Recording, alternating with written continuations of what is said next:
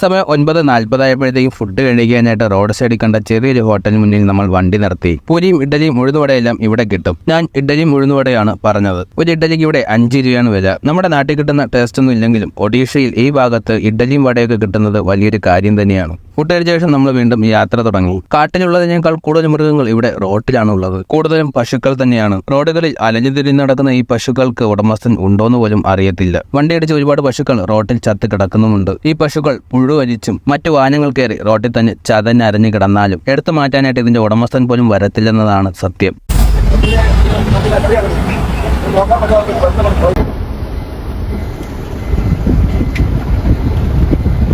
ഇനി എത്ര ദൂരം ഉണ്ടല്ലേ ഇന്നത്തെ യാത്ര അവസാനിപ്പില്ലേ?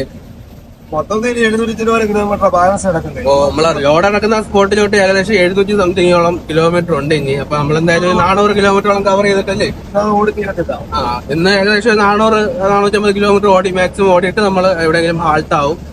പിന്നെ നല്ല ചൂട് സമയത്ത് പോകുമ്പോ ലോങ് യാത്ര ചെയ്യുമ്പോൾ പ്രധാനമായിട്ടും വരുന്ന വയറിന് അസുഖം വരും. ചൂട് കൂടുമ്പോ വയറിന് പെട്ടെന്ന് അസുഖം വരും. ചൂടിന്റെ അടിക്കുമ്പോ വയറിന് പ്രശ്നം വരും.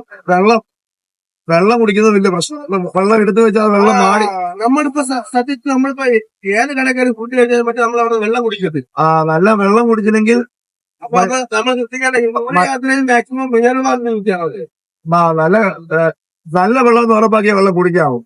ഇല്ലെങ്കിൽ മഞ്ഞപ്പിത്തം പോലുള്ള അസുഖമൊക്കെ വരാനുള്ള സാധ്യത വളരെ കൂടുതലാണ്. അങ്ങനെ നമ്മളിപ്പോ ഭുവനേശ്വർ എത്തിയിരിക്കുകയാണ്. ഭുവനേശ്വർ എന്ന് പറയുന്ന സ്ഥലം ഒഡീഷയുടെ തലസ്ഥാനമാണ്. ശരിയാ, തലസ്ഥാനമാണ് ഭുവനേശ്വർ. അപ്പം നല്ല നീറ്റ് ആൻഡ് ക്ലീൻ ആയിട്ടുള്ള ഒരു സിറ്റി തന്നെ ഇത്. അല്ലെ ഭുവനേശ്വർ അല്ലെങ്കിൽ ഈ ഒരു ഏരിയയെ പറ്റി ആളിയന്റെ ഒരു അഭിപ്രായം എന്താണ്? ഞാൻ കഴിഞ്ഞ ട്രിപ്പിലാണ് ഞാൻ നേരത്തെ ഇത് കഴിഞ്ഞ ദിവസം പറഞ്ഞായിരുന്നല്ലോ, ഒരു അപകടം പറ്റിയിട്ട് നമ്മുടെ ഡ്രൈവറെ കൊണ്ട് ഹോസ്പിറ്റലിൽ പോയ കാര്യം. അപ്പൊ അന്ന് ഈ വണ്ടി എന്റെ വണ്ടി ഈ സിറ്റിയിൽ തന്നെ പാർക്ക് ചെയ്തേ. സിറ്റിക്കകത്തൊരു പാർക്കിംഗ് സ്ഥലത്തല്ല, റോഡ് സൈഡില് സ്ഥലം ഉണ്ടായിരുന്നു. ഒരിടത്ത് ഒരു ബൈ റൂട്ടിലോട്ട് കയറ്റിയിടുവായിരുന്നു.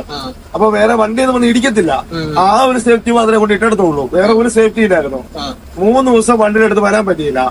ഹോസ്പിറ്റലിൽ തന്നെ നിന്നു. മെഡിക്കൽ കോളേജ്, കട്ടക്ക് മെഡിക്കൽ കോളേജിൽ തന്നെ നിന്നു. 3 ദിവസം കഴിഞ്ഞ് വണ്ടിയുടെ അടുത്ത് വന്നപ്പം വണ്ടിക്ക് ഒരു നാശനഷ്ടം ഉണ്ടായിട്ടില്ല. ഒരു സാധനം മോഷണം പോയിട്ടില്ലായിരുന്നു.